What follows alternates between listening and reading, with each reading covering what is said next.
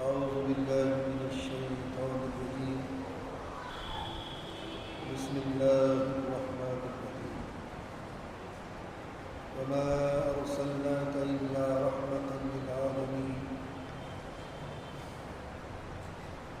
وموضع الآخر هو الأول والآخر والظاهر والباطن وهو بكل شيء عليم، كما ورد في سورة الحديد. صدق الله العظيم. اللهم ربنا أرنا الحق حقا وارزقنا اتباعه وأرنا الباطل باطلا وارزقنا اجتنابه. رب اشرح لي صدري ويسر لي أمري واحلل عقدة من لساني يفقهوا قولي.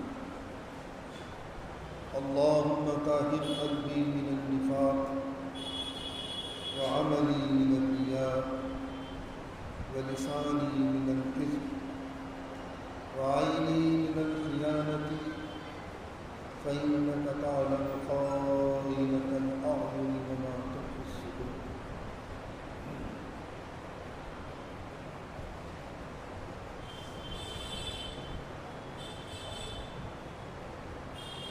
عزیزان گرامی،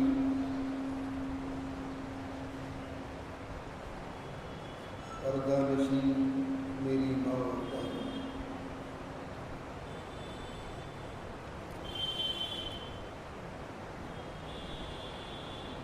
سیرت النبی اور یہ نورانی مجلس آج کی الحمدللہ یہ تیسری نشست ہے۔ دو نشستوں میں سیرت پاک کے تعلق سے جو تفصیل آپ حضرات کے سامنے آئی، سیرت پاک کے دو پہلو ہیں۔ ایک پہلو وہ ہے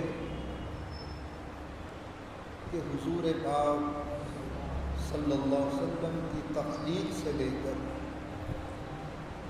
یعنی آپ کی پیدائش سے لے کر اور 40 سال کی عمر شریف تک، یہاں تک تو ہے محمد ابن عبداللہ، سیرت کا یہ پہلو محمد ابن عبداللہ سے متعلق ہے، اور 40 سال کے بعد سے لے کر 63 سال کی عمر شریف ہونے تک یہاں ہے محمد رسول اللہ صلی اللہ علیہ وسلم، یعنی آپ کی روحانی پیدائش الگ ہے اور جسمانی پیدائش الگ ہے۔ جسمانی پیدائش کا تعلق ہے محمد ابن عبداللہ سے، اور روحانی تعلق ہے محمد رسول اللہ صلی اللہ علیہ وسلم۔ یہ دو پہلو ہیں سیرت مقدسہ کے،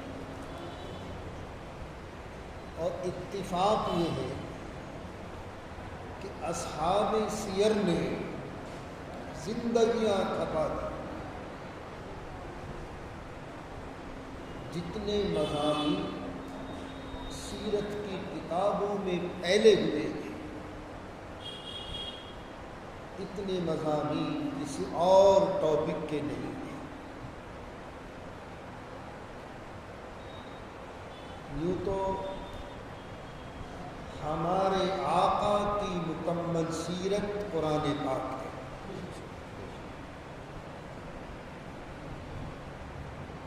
مکمل سیرت،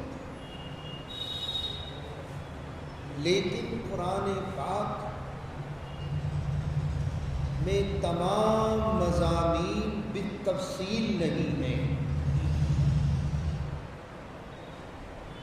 اشارات ہیں، کنایات ہیں۔ اس کا نام ہے وحی متلو۔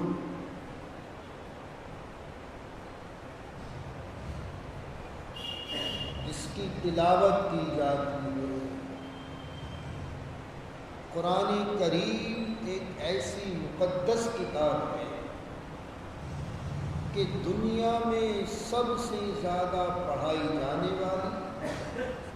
پڑھی جانے والی رات دن کلام پاک کی تعلیم، چاہے وہ تفسیروں سے متعلق ہو، عربی ادب سے متعلق ہو، درجہ حفظ سے متعلق ہو، درجہ ناظرہ سے متعلق ہو، یہ شان ہے کلام اللہ شریف۔ اور یہ اللہ کا کلام ہے، یہ اس کی ذات سے نکلا ہوا کلام ہے۔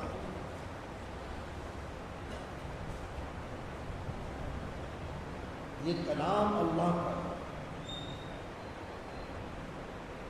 یہ کلام اللہ شریف ہے۔ کتاب توراۃ تھی، انجیل تھی، زبور تھی، وہ صحیفے تھے، وہ کتابیں تھیں۔ یہ ہے اللہ کا کلام جو اس کی ذات سے نکلا ہوا،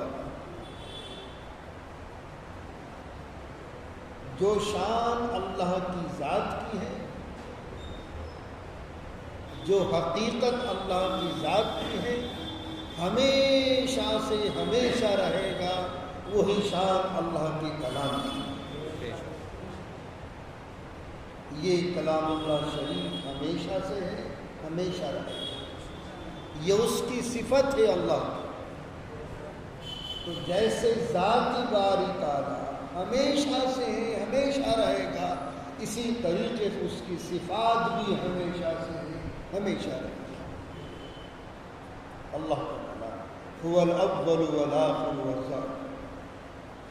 کیا اس آیت کریمہ کی تفسیروں میں تو علامہ راضی نے بڑی بڑی باتیں کہی،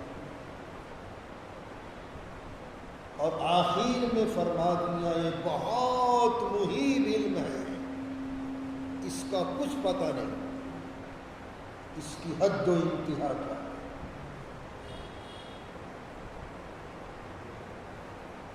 اول بھی وہی، آخر بھی وہی۔ جب کائنات میں کچھ نہیں تھا، جب بھی اللہ کی ذات موجود تھی، اور کائنات کا خیمہ ختم ہو جائے گا جب بھی اللہ کی ذات موجود رہے۔ وہ اول بھی ہے، وہ آخر بھی ہے، اور ظاہر، اور اتنا ظاہر ہے، اتنا ظاہر کہ ذرے ذرے میں تو ہی تو ہے۔ کائنات میں غور کرو، اس آسمان کو بغیر کسی پلر کے کھڑا کر دیا، کون سا میٹیریل اللہ نے استعمال کیا ہے اللہ جانتا ہے۔ کوئی ستون نہیں، کوئی گارڈر نہیں، کہیں نشیب و فراز نہیں۔ ہمارے لینٹروں میں تو کمی آ جاتی ہے، کہیں سے ٹپک گیا، کہیں سے ٹیڑھا ہو گیا، کہیں سے چھت پٹ گئی۔ اتنی لمبی چھت کوئی کھڑی کر کے دکھا۔ پھر قرآن نے کہا سورہ رحمان میں، اس کے کنارے تک کوئی جا نہیں سکتا۔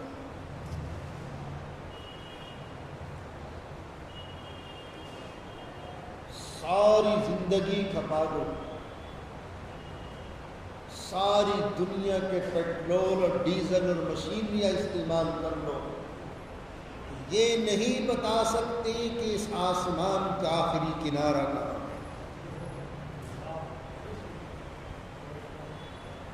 زمین کا آخری کنارہ کہاں؟ اس میں غور کرو. یہ کائنات، یہ سیارات ہیں. قدیم فلاسفروں نے بھی، جدید ماڈرن سائنس نے بھی ان کو سیارات کہا ہے. اپنے اپنے محور میں گردشیں کر رہے ہیں. پھر یہ ستارے جو چمکتے ہیں، یہ بالکل آسمان سے ٹچ نہیں ہے، بلکہ یہ قندیلوں کی شکل میں اللہ نے لٹکا دیے، اور ہر قندیل کی رسی فرشتے کے ہاتھ میں.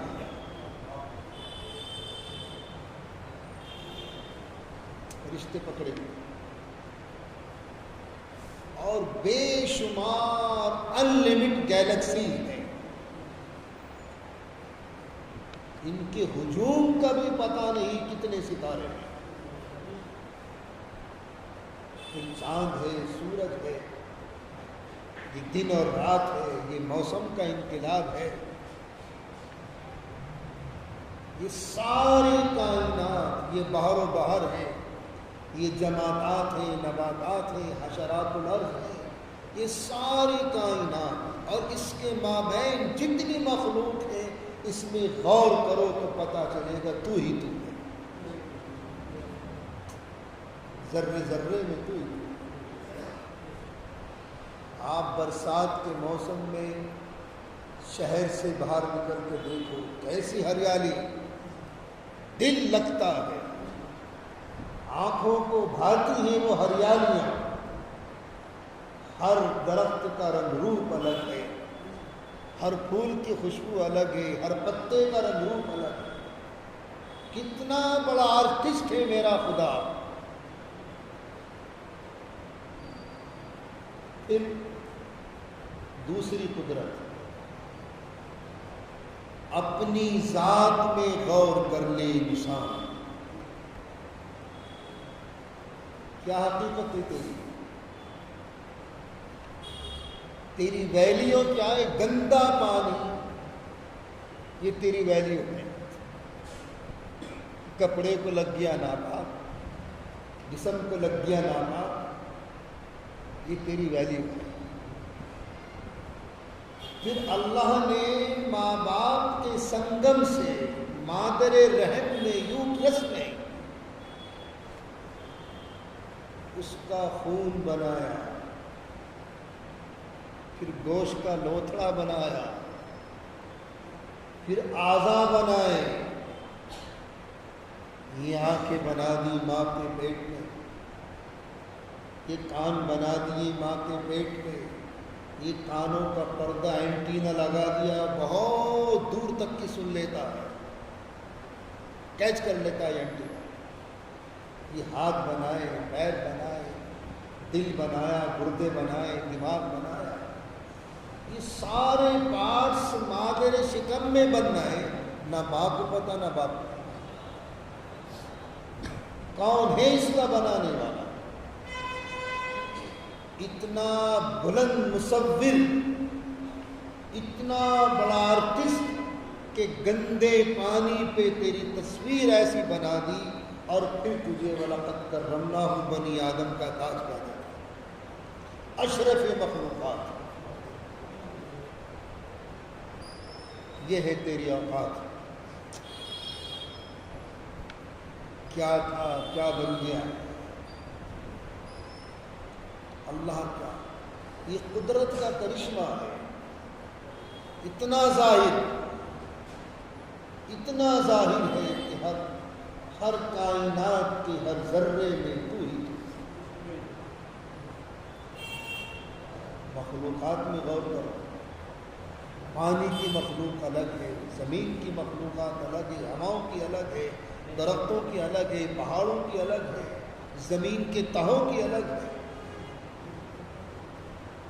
اور کیسی کیسی نقاشی کی ہے. بہت سے سانپ جبکہ زہریلا موذی جانور ہے، اتنے حسین ہوتے ہیں، طبیعت چاہتی ہے پکڑ کے جیب میں رکھو. وہ تتلیوں کو دیکھو، کیسا پینٹ کر دیا، کیسی پتیاں بنا دی، زیبرا کو دیکھو کیسا کمبل اڑا دیا، تم بنا کے دکھاؤ یہ چیز۔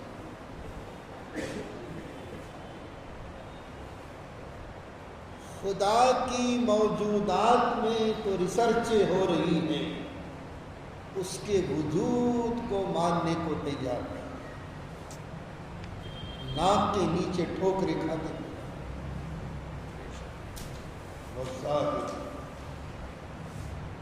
اتنا ظاہر ہے، مخفی نہیں، دیکھو۔ اور آنکھوں میں اللہ نے وہ بلب لگا دیا کہ آنکھیں کھلتے ہی لاکھوں کروڑوں میل دور کا دیکھ لیتے ہو۔ آپ بنا کے دکھاؤ ایسا بلب کہ ایک محلے کو روشن کر دے۔ پاور ہاؤس کہاں ہے اس کا، کہاں سے اس کا کرنٹ سپلائی ہوتا ہے؟ لیکن ہمیں ان نعمتوں کی قدر جب معلوم ہوتی ہے جب ان میں کوئی ایفیکٹ آتا ہے، ہمارا کوئی پارٹس کسی بیماری سے افیکٹڈ ہو جاتا ہے، جب ہمیں پتہ چلتا ہے کہ یار یہاں کی کتنی کی موتیا بگ آ گیا، لینس پڑنا ہے، آپریشن ہو رہا، سرجری ہو رہی، اب پتہ چل جائے کہ یہاں آنکھیں اللہ کی کتنی بڑی نعمت ہے۔ ایسا بل بنا کے دکھاؤ، دنیا کو روشن کر، تو ذرے ذرے میں تو ہی، اور اتنا مخفی بھی ہے، اتنا پوشیدہ، اتنا پوشیدہ۔ بہرحال تو یہ اللہ کا کلام ہے، اس کی ذات سے نکلا ہوا ہے، اس کا نام ہے وحی مطلوع۔ ایک ہے وحی غیر مطلوع، وہ حدیث ہے، وہ سنن ہے، حضور کی سنتیں ہیں۔ تو کلام پاک میں اشارات ہیں اور اس کی تفصیل حدیث مبارک ہے۔ اگر اس قرآن مقدس میں اللہ رب العزت والجلال سارے واقعات کو یکجا اکٹھا کر دیتا تو یہ کلام 30 پاروں کا نہ ملتا۔ ایک اور علمی نکتہ بیان کرتا چلوں،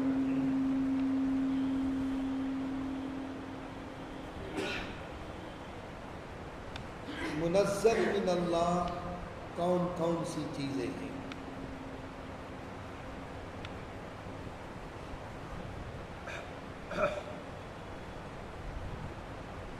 سورتیں، کلام پاک کی سورت،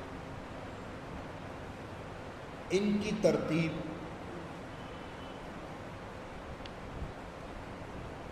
جبرائیل علیہ الصلاۃ والتسلیم جب کسی سورت کو لے کر آتے، کسی آیت شریفہ کو لے کر آتے تو حضور سے فرماتے یا رسول اللہ اس سورت کو فلاں سورت سے پہلے رکھو، اس سورت کو فلاں سورت کے بعد رکھو، اس آیت کو فلاں سورت میں فلاں آیت سے پہلے رکھو، اس آیت کو فلاں سورت میں فلاں آیت کے بعد رکھو۔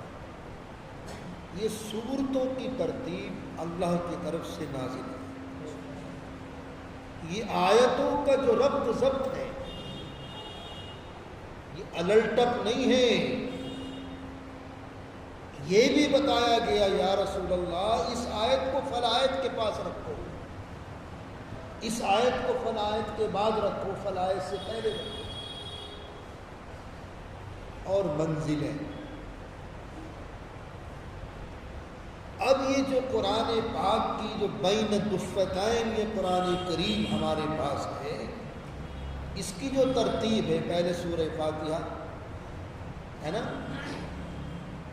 قرآن میں پہلے سورہ فاتحہ، اس کے بعد سورہ بقرہ، پھر آل عمران۔ کلام پاک کی جو سورت ہے جو ابتدائی مرحلے میں قرآن کریم نازل ہوا ہے وہ تو کلام پاک کے آخری 2 پارے ہیں، اور جو بعد میں نازل ہوا وہ شروع میں آ گیا۔ تو یہ ترتیب نزولی کے اعتبار سے قرآن کو جمع نہیں کیا، یہ ترتیب محفوظی ہے۔ لوح محفوظ میں جس ترتیب سے اللہ نے کلام پاک رکھا ہے اسی ترتیب سے جمع کیا گیا ہے، اور اسی ترتیب کے ساتھ ہمارے سامنے موجود ہے۔ دنیا کے مفسرین نے، دنیا کے ریسرچ اسکالروں نے بڑی محنتیں کی کہ قرآن کریم کو ترتیب نزولی کے اعتبار سے جمع کر لیا جائے، نہیں ہوا، نہیں ہو سکتا زندگی میں۔ صحابہ کو آقا نے اسی طریقے سے پڑھایا، تو لوح محفوظ میں یہی ترتیب ہے جو ہمارے پاس موجود ہے۔ وہاں بھی پہلے سورہ فاتحہ ہے، پھر بقرہ ہے، پھر آل عمران ہے، پھر نساء، وہی ترتیب۔ ترتیب نزولی الگ ہے، ترتیب مصحفی الگ ہے۔ ترتیب نزولی کے اعتبار سے شیعہ سماج، جو شیعہ طبقہ، ان کے یہاں ایک عقیدہ ہے کہ ہمارا جو 12واں امام ہے، حالانکہ ان ائمہ کو ہم بھی مانتے ہیں، ان کا اہل بیت سے تعلق ہے، اور اہل بیت سے محبت رکھنا جزو ایمان ہے۔ ان 12 اماموں کو ہم بھی مانتے ہیں، لیکن یہ اماموں کو اپنا اتنا فالو کرتے ہیں، العیاذ باللہ ثم العیاذ باللہ، اتنا فالو کرتے ہیں کہ یہاں تک کہ بعض اوقات یہ بھی کہہ دیا کرتے ہیں کہ وہ طاقت خدا پہ نہیں جو ہمارے اماموں کے پاس ہے۔ ہم اس عقیدے سے متفق ہیں۔ تو ان کے عقیدہ ایک اور ہے کہ ہمارے 12ویں امام کے پاس وہ قرآن موجود ہے کہ جو ترتیب نزولی کے اعتبار سے جمع کیا گیا تھا، اور وہ قرب قیامت میں لے کر آئے گا۔ یہ ان کا عقیدہ ہے۔ لیکن اللہ بھلا کرے ان کے مولویوں کا، علامہ ہادی علی نقوی بہت بڑے عالم گزرے ہیں شیعوں میں، انہوں نے اس عقیدے کو کنڈم کر دیا۔ ایسا کوئی قرآن ہمارے پاس نہیں، نہ ہمارے امام کے پاس۔ اللہ بھلا کرے، اگر اس عقیدے کی وہ تردید نہ کرتے تو آنے والی قیامت تک بہت بڑے فتنے کھڑے ہو جاتے، بہت بڑے فتنے۔ انہی کے علماء نے اس عقیدے کی تردید فرمایا۔ ایسا کوئی ہمارے پاس قرآن نہیں، بلکہ ان کا ایمان اور عقیدہ یہ ہے کہ جو قرآن حضور پہ اترا ہے، اور حضور پاک صلی اللہ علیہ وسلم کے صحابہ سے سینہ بسینہ جو ہم تک پہنچا ہے، اسی پر ہمارا ایمان اور یقین ہے، اسی پر ہمارا ایمان ہے۔ بہرحال یہ ترتیب محفوظی ہے، ترتیب محفوظ۔ ہاں، صحابہ کرام میں ایک شخصیت ایسی تھی، اگر وہ چاہتے تو قرآن کریم کو ترتیب نزولی کے اعتبار سے جمع کر سکتے تھے، اور وہ شخصیت تھی حضرت سیدنا علی رضی اللہ تعالیٰ عنہ کی ذات بارک۔ ان میں اتنے گٹس موجود تھے، ان کے پاس اتنا علم موجود تھا، شب و روز، ایوری ڈے نائٹ حضور کے ساتھ رہنا، جنگوں میں، میدانوں میں، سفر میں، حضر میں، رات میں، دن میں، کون سی آیت کہاں نازل ہو رہی، کون سی صورت کس وقت میں نازل ہو رہی، وہ سب جانتے تھے۔ ان کے اندر تو اتنی صلاحیتیں تھیں، اس صحابی کے اندر اتنی نالج تھی، اگر یہ چاہتے تو قرآن کریم کو ترتیب نزولی کے اعتبار سے جمع کر سکتے تھے، لیکن نہیں، اللہ کا حکم نہیں تھا۔ البتہ یہ زبر زیر حرکات یہ بات کی چیز ہے، یہ رکو بندی یہ بات کی چیز ہے، یہ سپارے بندی بھی بات کی چیز ہے، لیکن اللہ بھلا کرے اس محقق کا دور عثمانی سے لے کر آج تک وہ عالم ہاتھ ہی نہیں آیا کہ جس نے سپارے بنائے 30 بنا گئے امت کی آسانی میں، ورنہ 7 منزلیں تھیں، صحابہ 7 منزلیں پڑھتے تھے، 1 منزل روز کی تو 7ویں دن پورا قرآن کریم ہو جایا کرتا تھا۔ اب یہ 30 سپارے بنائے کس نے آج تک نہیں پتا، زبر زیر کس نے بتائے وہ ہاتھ لگ گیا، کس نے لگائے وہ ہاتھ لگ گیا، رکوع کس نے بنائے وہ ہاتھ لگ گیا، لیکن جس نے سپارے بنائے ہیں 30 سپارے دور عثمانی سے لے کر آج تک وہ کسی کے ہاتھ نہیں، کتنا بڑا کارنامہ انجام دے دیا امت کی آسانی کے لیے، امت کی آسانی کے لیے۔ بہرحال آج کے جو نشست کا میرا موضوع ہے رضاعت، یعنی شیر خوارگی، دودھ پینے کی مدت کے واقعات، حضور صلی اللہ علیہ وسلم۔ اس سے پہلے جو کل میں نے ایک موضوع چھیڑا تھا قاضی شفا قاضی ایاز رحمۃ اللہ علیہ کی کتاب کے حوالے سے، شفا سے، قاضی ایاز علیہ الرحمہ کی کتاب شفا، کتاب الشفا بہت جامع ترین کتاب، اور بڑی بڑی کتابوں میں اس کے حوالے ملتے میرے پاس موجود ہیں عربی زبان میں۔ حضرت کی جو تحقیق ہے کہ نسل انسانی میں حضور پاک علیہ الصلاۃ والتسلیم سے پہلے آدم سے لے کر حضرت عیسیٰ تک کوئی محمد احمد نام کا آدمی نہیں تھا، بہت بڑی بات۔ اچھا ملتا بھی نہیں، قصص الانبیاء پڑھ لو، آدم ہے، شیش ہے، ادریس ہے، نوح علیہ السلام ہے، ان کی اولادیں ہیں، ابراہیم علیہ السلام ہیں، ان کی اولادیں ہیں، یعقوب علیہ السلام ان کی اولادیں ہیں، بنی اسرائیل ہیں، ان کی اولادیں ہیں، حضرت عیسیٰ تک کوئی نام نہیں ملتا نبی کا محمد یا ہے کوئی نبی اس نام کا حضور سے پہلے؟ انبیاء میں نہیں، رسولوں میں نہیں، انسانوں میں نہیں، حضور سے پہلے۔ یہاں تک کہ علامہ حسین عراقی علیہ الرحمہ کی تحقیق تو یہ بھی ہے کہ صحابہ میں بھی کوئی اس نام کا صحابی نہیں ہے محمد یا احمد، صحابہ میں یہ ملتا ہے کہیں، صحابہ کہیں نہیں۔ یہ 313 صحابی کیلنڈر تو میرا لکھا ہوا یہ لگ رہا پر ایک جو اصحاب بدر، بڑی فضیلت ہے ان اصحاب بدر کی، بڑی فضیلت ہے، ان میں بھی کوئی نام نہیں محمد احمد سے، اور سوالات صحابہ ہیں کہیں بھی نام نہیں۔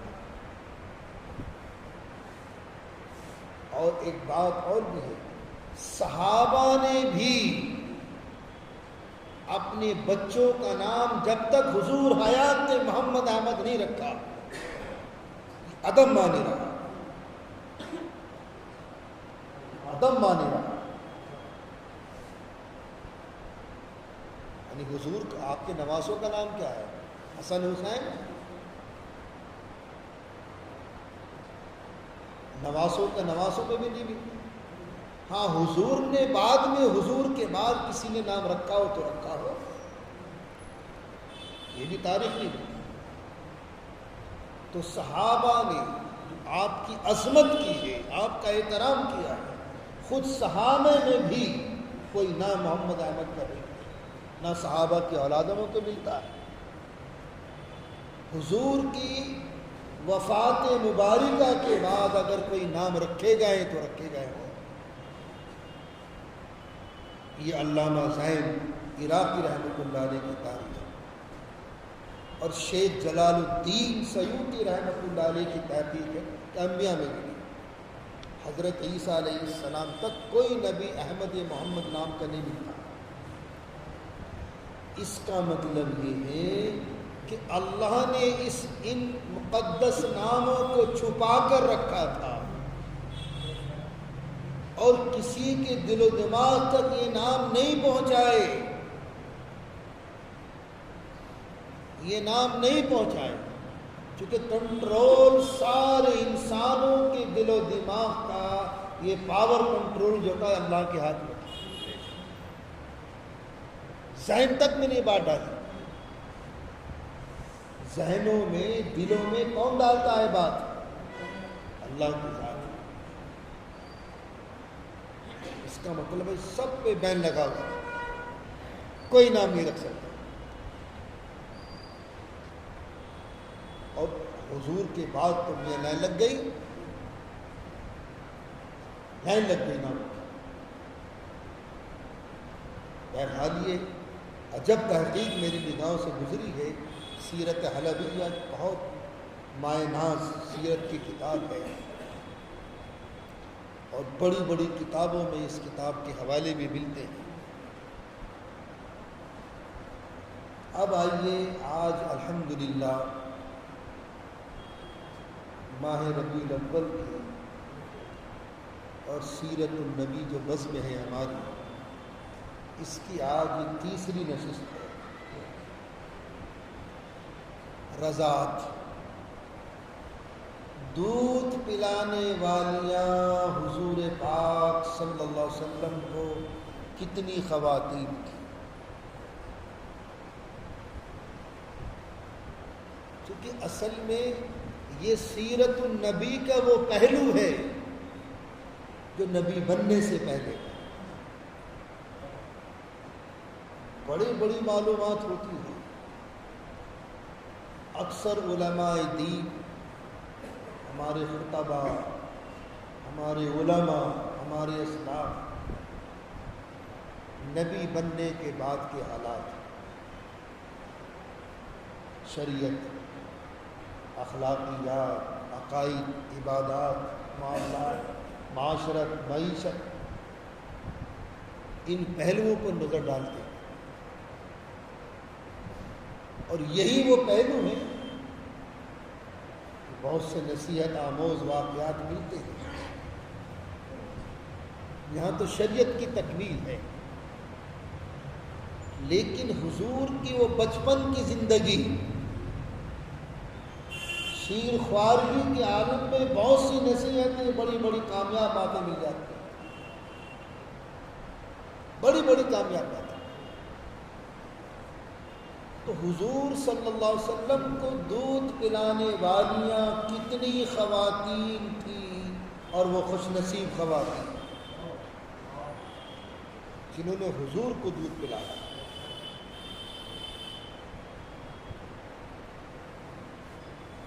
ایک روایت میں 8 عورتیں تھیں حضرت آمنہ کے علاوہ۔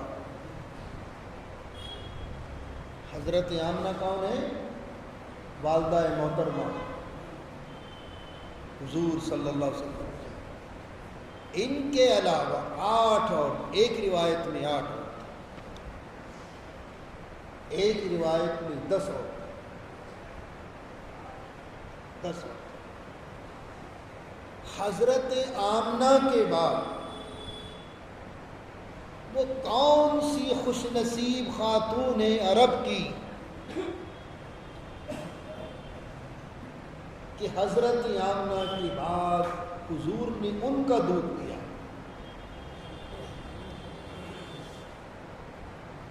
حضرت آمنہ کی، اچھا، حضرت آمنہ کے تعلق سے بھی ایک بات ذہن نشین فرما لیں. یہاں بھی مفسرین نے، اصحاب سیر نے بڑی بحثیں کی کہ حضرت آمنہ نے اپنے لخت جگر کو کتنے دن دودھ پلایا. بتاؤ،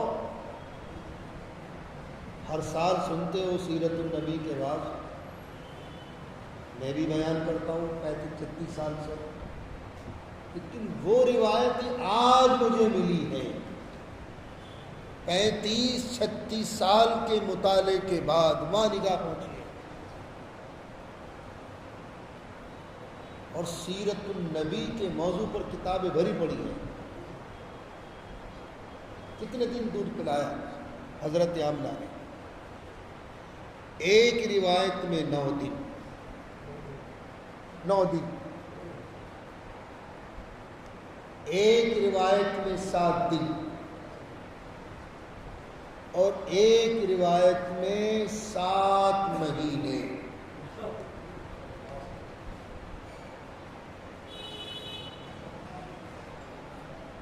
سنا تھا اس سے پہلے کبھی؟ یہ حضرت آمنہ اپنے لخت جگر کو دودھ پلانے کی مدت ہے جو اصحاب سیر نے بیان کی ہے. 9 دن، ایک روایت میں 7 دن اور ایک روایت میں 7 مہینے. شاید آپ تک بھی پہلی مرتبہ پہنچی یہ بات. 7 مہینے. حضرت آمنہ کے بعد وہ کون سی خوش نصیب خاتون ہیں کہ جن کو یہ حق ملا؟ وہ کون سے نصیبے والی خاتون ہیں جس کو یہ مقام ملا کہ حضرت آمنہ کے فوراً بعد اگر کسی نے دودھ پلایا حضور پاک علیہ الصلاۃ والتسلیم کو تو ابو لہب کی باندی حضرت سویبہ، جس کو صوبیہ کے نام سے آپ جانتے ہیں، انہوں نے پلایا.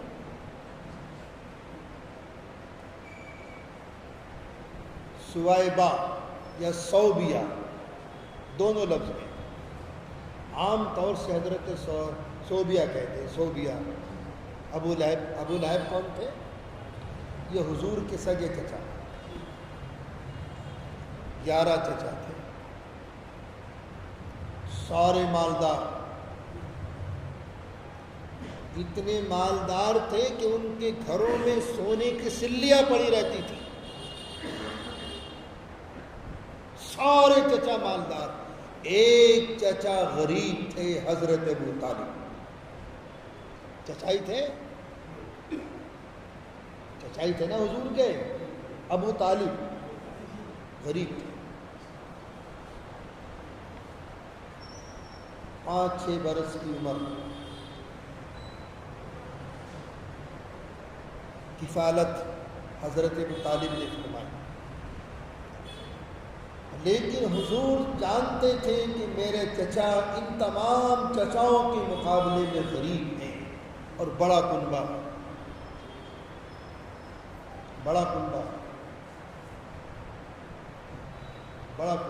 ابو لہب کے تو گھروں میں سونے کی سلیاں بچھی رہتی، اتنا مالدار تھا. اس وقت میں 5-6 سال کی عمر میں حضور پاک صلی اللہ علیہ وسلم نے اپنی جاب تلاش کری.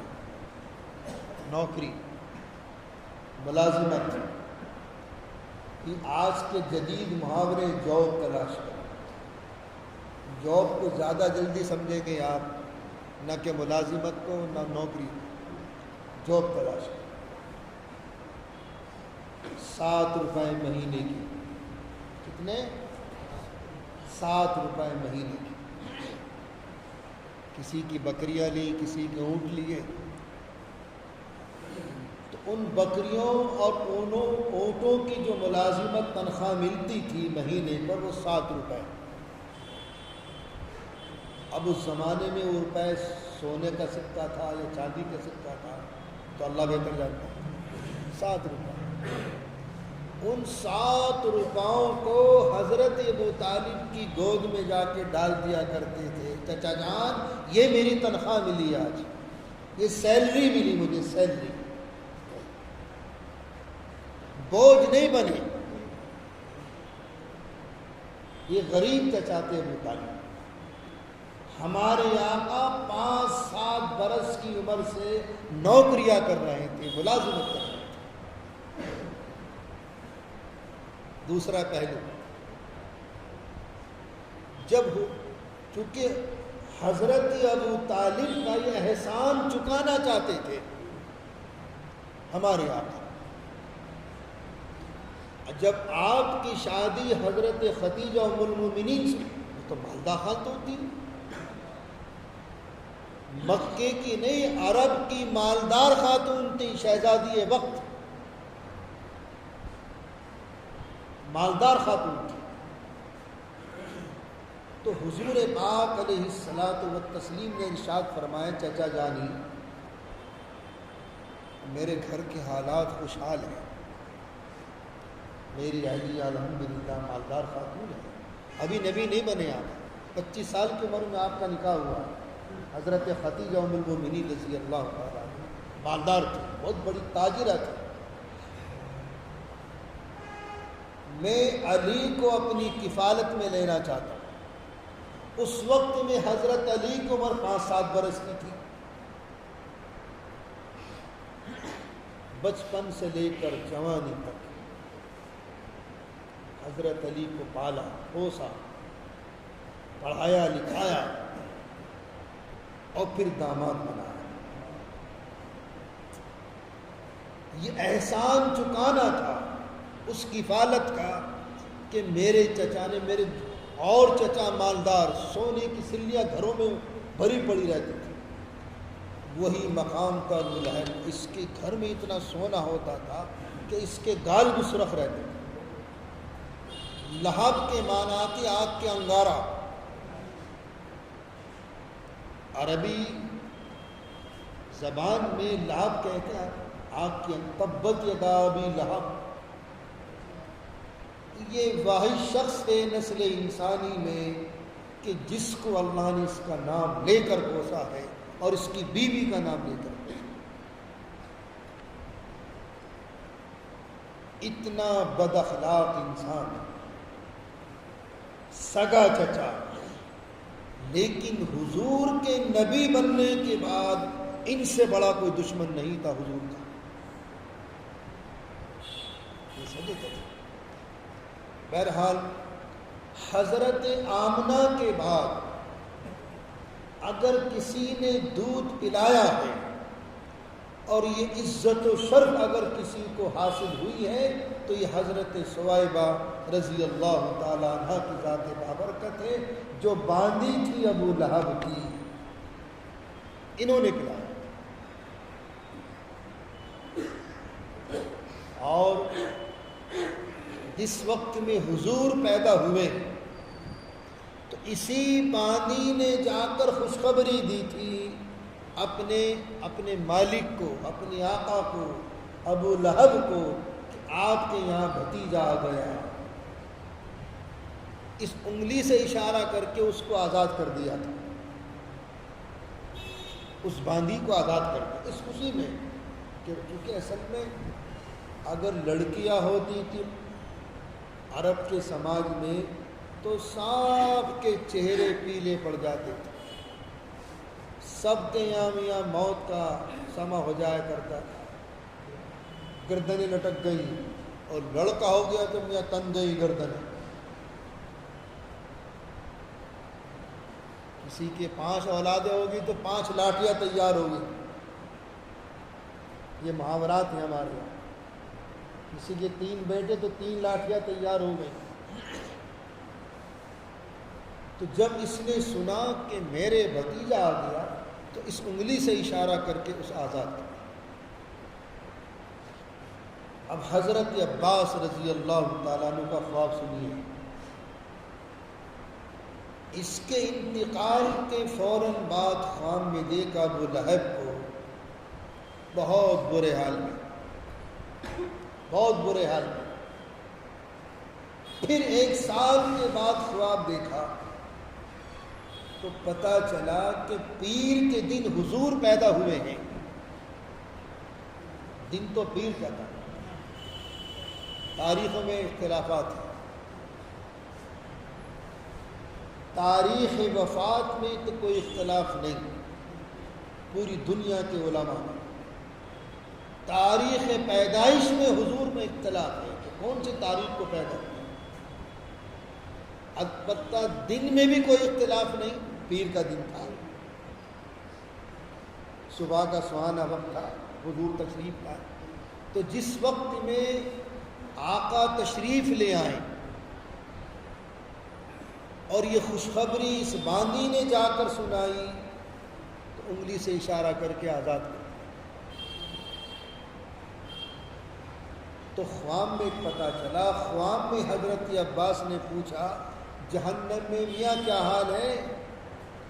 تو فرمایا پیر کے دن مجھے 1 گھونٹ پانی اللہ پلاتا ہے جہنم میں، اس برکت کی وجہ سے کہ میری باندی نے آن کر حضور کی پیدائش کی خبر دی تھی تو میں نے اس انگلی سے اشارہ کر کے اس کو آزاد کر دیا. پیر کے دن 1 قطرہ پانی اللہ مجھے جہنم میں. ہر پیر اب حضور سے لے کے آج تک کتنے پیر آ گئے ذرا گنیو. کمپیوٹر فیل. قیامت تک کتنے پیر آئیں گے نہیں گن سکتا کمپیوٹر بھی. اس کی بھی ایک لمٹ ہے، نہیں گن سکتا. کتنے پیر آ گئے حضور سے لے کے اب تک. ہر مہینے میں 4 پیر. کتنے مہینے کتنے سال لگا حساب. پھر آنے والی قیامت تک کتنے پیر آئیں گے. ہر پیر کو اللہ ابو لہب کو جہنم میں 1 گھونٹ پانی دیتا. یہ خوشخبری دینے کی وجہ سے کہ میرے یہاں بھتیجا آیا. تو جب آپ کی آمد پر اللہ ان کو جہنم میں 1 گھونٹ پانی پلا دیتا ہے تو جو آپ کے ماننے والے ہوں گے، جو آپ کی اتباع کرنے والے ہوں گے، جو آپ پر ایمان لانے والے ہوں گے، جو آپ کی شریعت مطہرہ پر چلنے والے ہوں گے، جو آپ کے دین کے بتائے ہوئے راستے پر چلنے والے ہوں گے، ان کا مقام کیا ہوگا. ان کا مقام کیا ہوگا. کیا مقام. اس لیے اپنے بعد کی امتیوں کو کہا یہ میرے بھائی ہیں.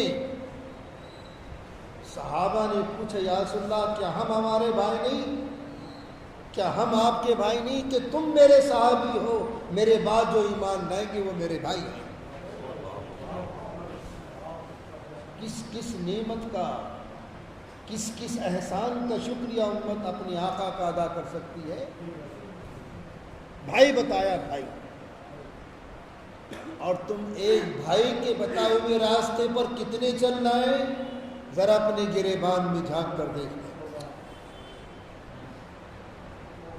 یہ خطاب آقا نے ہمیں دیا، یہ اعزاز آقا نے ہمیں دیا. میرے بھائی ہیں، میرے بعد بن دیکھے جو میرے اوپر ایمان لانے والے ہوں گے وہ میرے بھائی ہوں گے.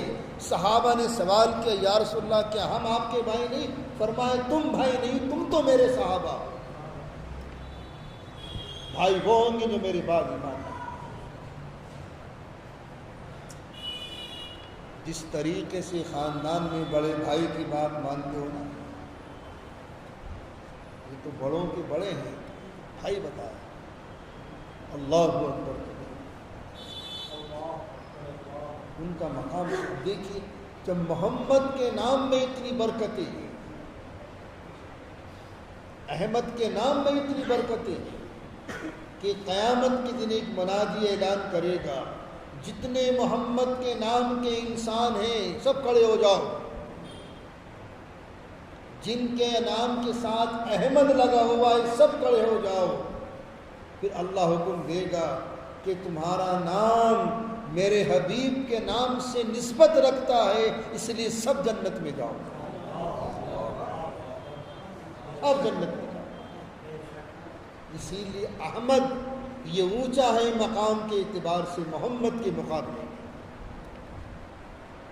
اسی لیے حضرت ابو مطلب سے پوچھا تھا قریش نے کہ آپ نے اپنے پوتے کا نام ایسا کیوں رکھا؟ آج تک تاریخ عرب میں یہ نام نہیں ملتا، جبکہ اس نام کی بشارتیں خواب میں دی گئی تھی حضرت آمنہ کو بھی، حضرت عبد المطلب کو بھی. تمہارا پوتا آنے والا ہے، تمہارا بیٹا آنے والا ہے، اس کا نام یہ رکھنا. تو حضرت عبد المطلب کی زبان سے نکلا تھا ان قریش کے چودھریوں کے سامنے کہ میں نے اپنے پوتے کا نام اس لیے رکھا ہے کہ آسمان و زمینوں میں سب سے زیادہ اس کی تعریف کی جائے. اللہ کا شکر ہے، احمد کے معنی سب سے زیادہ تعریف کرنے والا. اللہ کی اگر کسی نے تعریف کا حق ادا کیا ہے تو حضور پاک کی ذات اقدس ہے، اور حضور کی تعریف کا اگر کسی نے حق ادا کیا ہے تو وہ اللہ کی ذات پاک کی اقدس ہے، وہ اللہ کی ذات. احمد، محمد، کتنے مقدس نام ہیں. اور جن گھروں میں محمد کے نام سے یا احمد کے نام سے، ان گھروں کا نگہبان بھی اللہ رہتا ہے.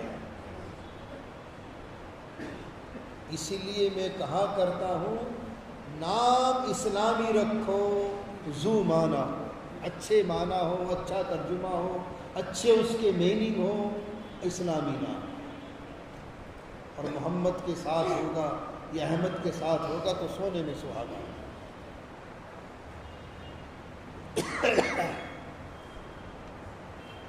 بہرحال ابو لہب کو ہر پیر کو ایک قطرہ پانی اللہ جہنم میں اس کو پلواتا ہے. یہ اعزاز صرف ہمارے نبی کی برکت ہے. حضرت صوبیہ کو یا سویبہ رضی اللہ تعالیٰ، کیونکہ حضرت ام المؤمنین خدیجہ رضی اللہ تعالیٰ عنہ ان کی بہت عزت کرتی تھی. حضرت سویبہ بہت عزت کرتی، کیونکہ یہ تو حضور کی ماں ہے، دودھ شریک ماں ہے. بھائی جس نے حضور کو دودھ پلا دیا وہ تو ماں ہے. اور حضرت ام المؤمنین یہ حضور پاک علیہ السلام کی اہلیہ ہیں، تو اس نسبت سے وہ ساس بھی ہو گئی. حضرت سویبہ ساس ہو گئی، اس نسبت سے بہت عزت کرتے تھے. حضرت ام المؤمنین نے ہر چند کوشش کی کہ اس باندی کو مجھے دے دیں، ابو لہب سے مجھے دے دیں، میں خرید لوں. دیکھیے ایک نکتہ ہے ہمارے یہاں فقہ میں، اسلامی تاریخ میں، اسلامی آئین میں، کہ باندی کو تو خریدا جا سکتا ہے، آزاد کو نہیں، آزاد کو نہیں. تو چونکہ ابو لہب نے ان کو آزاد کر دیا تھا اس لیے ان کو بیچا نہیں گیا. ام المؤمنین حضرت خدیجہ رضی اللہ آزاد کر دیا تھا. لیکن روایات ملتی ہیں کہ ہجرت تک ساتھ رہی ہیں حضرت سویبہ، اور مدینے تک ساتھ رہی ہیں حضرت سویبہ رضی اللہ تعالیٰ. تو حضرت آمنہ کے بعد اگر کسی نے دودھ پلایا ہے حضور پاک صلی اللہ علیہ وسلم کو تو حضرت سویبہ نے پلایا. تیسرا نقطہ سنیے. حضرت سفیان، سنتے رہیے گا، یہ بڑی باریکی کی بات ہوگی. حضرت حمزہ، حضرت سفیان، حضرت حمزہ، یہ دونوں بھی حضور پاک علیہ السلام کے دودھ شریک بھائی ہیں دونوں. اور حضرت ابو سفیان تو بچپن سے دوست حضور پاک علیہ السلام کے بڑے گہرے یار. ابو سفیان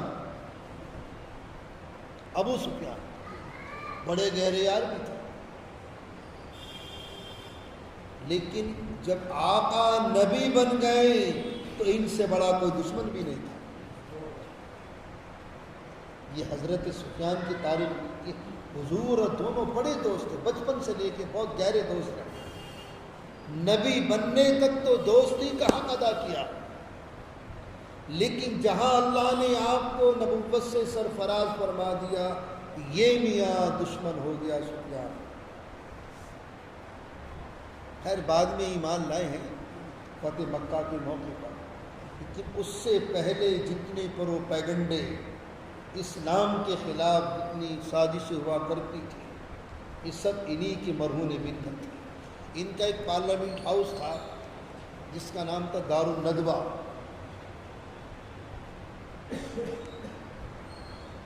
یہاں ہی سارے پروپیگنڈے تیار ہوتے تھے حضرت ابو سفیان کے دست نگری میں، آپ کے سر پر اسلام کے خلاف۔ نہ بچپن سے دوست حضور پاک، بڑے گہرے دوست تھے۔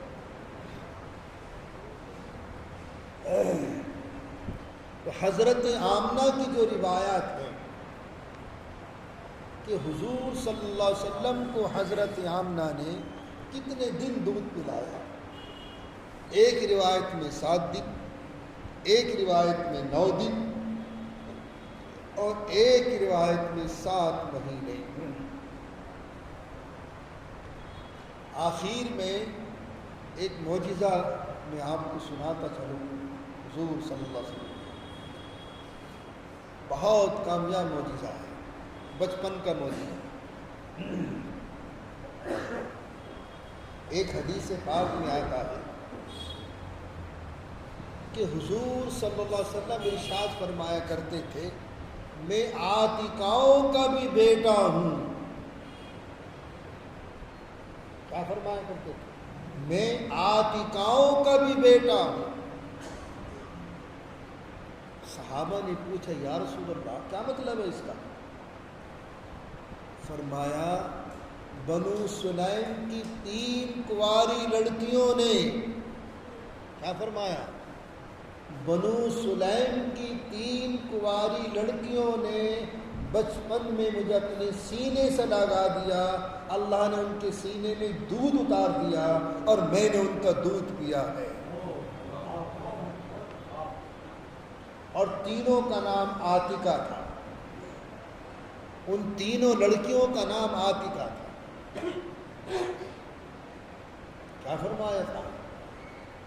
یہ حضور کے بچپن کا معجزہ، یعنی حضور جس گود میں چلے گئے اللہ نے ان کنواری بچیوں کے سینے میں دودھ اتار دیا۔ کنواریاں بچیاں تھیں تینوں، محبت میں اٹھا لیا حضور کو، کیونکہ حضور تو تھے اتنے حسین کہ ہر مخلوق آپ پر فدا تھی، ہر مخلوق آپ پر فدا تھی۔ میرا خاندانی تھی، اٹھا لیا بچپن میں شوق میں۔ اور بہت سی بچیاں منچلی بھی ہوتی ہیں، لگا دیا اپنے سینے سے۔ حضور فرمایا کرتے تھے کہ میں 3 عاتقاؤں کا بھی بیٹا ہوں۔ تو صحابہ اس جملے کو سمجھتے نہیں تھے، کیا ارشاد فرما رہے عاتقہ؟ تو ایک دن وضاحت فرمائی، دیکھو میاں بنو سلیم یہ بہت اونچا خاندان ہے قریش کا، اور حضرت ام سلیم رضی اللہ تعالی عنہ یہ حضور کے رشتے کی کوئی محرم تھی۔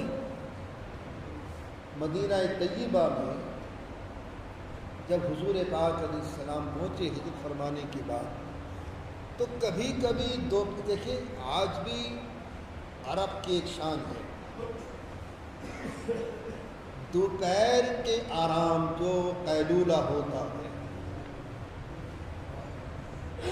اربوں خربوں کی ڈیل کو لات مار دیں گے لیکن قیلولہ ختم نہیں کریں گے۔ دوپہر کے وقت میں کتنی اونچی ڈیل ہو کاروبار کی، کچھ نہیں ہوتے ہیں، پہلے سونا ہے آدھا گھنٹہ، آرام کرنا۔ تو کبھی کبھی حضرت ام سلیم، یہ حضرت انس کی والدہ ہے، اور یہ وہ انس ہیں کہ جن کو حضرت ام سلیم نے بچپن میں ہی حضور پاک علیہ السلام کی گود میں لا کے بٹھا دیا، گود میں لا کے بٹھا دیا۔ اور یہ وہ انس ہیں جن حضرت ام سلمہ کا بھی دودھ پیا ہے۔ تو کبھی کبھی آقا دوپہر کے وقت میں ان کے گھر جا کر آرام کرنے جاتے تھے۔ ان کی عادت کیا تھی کہ حضور کو پسینہ آ رہا اور پسینے کو صاف کرا اور شیشے میں بھر لیا۔ ایک دن حضور پاک صلی اللہ علیہ وسلم نے پوچھا ام سلیم کیا کرتی ہیں میرے پسینے؟ دیکھیے عقیدت بھی بہت بڑا سرمایہ ہے۔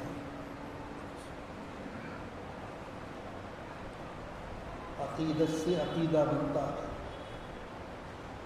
فرمایا یا رسول اللہ، میں اپنے بچوں کو عطر کی جگہ لگاتی ہوں آپ کا پسینہ، اور میرا عقیدہ ہے کہ جب میرے بچے باہر جاتے ہیں، جنگلوں میں کام کرنے جاتے ہیں، تو اللہ اس پسینے کی برکت سے میرے بچوں کو محفوظ رکھتا ہے ہر مصائب سے، ہر پریشانی۔ اب پسینہ کس کا ہے؟ ہمارے آقا تو اتنے معطر تھے، سراپا خوشبو تھے کہ مدینے کی جس گلی سے گزر جائیں وہ گلی معطر ہو گئی، سراپا خوشبو۔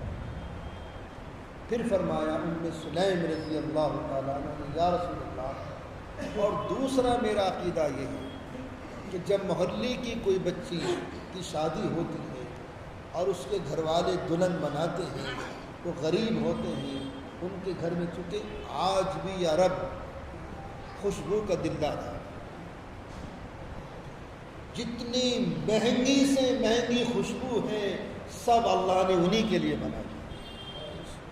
5 لاکھ انڈین کرنسی کا تولہ، 5 لاکھ کا تولہ عطر میں نے خود اپنی آنکھوں سے دیکھا۔ انڈین کرنسی 5 لاکھ میں ایک تولہ ملے گا وہ عطر، اور مجھے ایک شیخ نے تحفے میں بھی دیا تھا وہ عطر، اور لائن لگا کے لیتے، عرب لائن لگا کے، بڑی سے بڑی قیمتی خوشبو اللہ نے ان کے لیے بنائی، بڑی سے بڑی قیمتی خوشبو۔ تو میرے آقا تو خوشبو سے بھی، تو خوشبو تو سنت ہے اور حضور کی پسندیدہ تھی۔ تو فرماتی ام سلیم کہ یا رسول اللہ، غریب گھر میں جب کسی کی شادی ہوتی ہے اور اس دلہن کے واسطے کوئی خوشبو نہیں ہوتی، تو میں آپ کا پسینہ جا کر لگا دے کہ وہ دلہن کے کپڑوں پہ وہ گھر مہک جاتا ہے، گھر مہک جاتا ہے۔ تو یہ بنو سلیم خاندان تھا۔ تو فرمایا کرتے تھے آقا، میں 3 عاتقاؤں کا بیٹا بھی ہوں بنو سلیم کی۔ صحابہ پوچھتے تھے یا رسول اللہ، یہ عاتقاؤں کا بیٹا ہونے کا مطلب کیا ہے؟ تو آقا ارشاد فرمایا کرتے تھے کہ بچپن میں بنو سلیم کی 3 لڑکیوں نے، کنواری لڑکیوں نے مجھے گود میں لیا اور محبت میں اپنا سینہ میرے سامنے کر دیا، اللہ نے ان کے سینے میں دودھ اتار دیا، میں نے ان کا دودھ پیا ہے، اس لیے میں ان کا بیٹا ہوں، وہ میری ماں ہے۔ وہ 3 لڑکیاں تھیں بنو سلیم کی، کنواری بچیاں، کہ حضور کے گود میں آتے ہی اللہ نے ان کے سینے میں دودھ اتار دیا اور انہوں نے حضور کے منہ میں لگا دیا۔ اللہ کے نبی نے وہ دودھ پیا اور تینوں کا نام عاتقہ تھا، عاتقہ، عین الف تا کاف چھوٹی ہا، عاتقہ، چھوٹے کا عاتقہ۔ تو فرمایا کرتے تھے میں عاتقاؤں کا بھی بیٹا ہوں، 3 عاتقاؤں کا بیٹا ہوں۔ تو آج کا اس نشست کا جو موضوع تھا رضاعت، مدت رضا، شیر خوارگی، اس سے متعلق واقعات کے بیان کہ حضور صلی اللہ علیہ وسلم نے کتنی عورتوں کا دودھ پیا ہے۔ ایک روایت میں 8 ملتی ہیں، ایک روایت میں 10 ملتی ہیں، اور حضرت آمنہ کے بعد جو سب سے پہلے دودھ پلانے والی خاتون ہیں وہ حضرت سعودیہ یا سویبیہ رضی اللہ تعالی عنہا کی ذات برکت ہے، جو ابو لہب کی خاص باندی تھی، اور اس خوشخبری کے ملتے ہی ابو لہب نے اپنی باندی کو آزاد کر دیا تھا، اور وہ پیر کا دن تھا۔ اس باندی کی آزادی کی برکت سے اللہ ابو لہب کو جہنم میں پیر کے دن ایک قطرہ پانی کا پلاتا ہے، اور قیامت تک پلاتا رہے گا ہر پیر کو۔ اللہ ہم سب کو اعمال صالحہ کی توفیق عطا فرمائے۔ انشاءاللہ باقی تفصیل کریں۔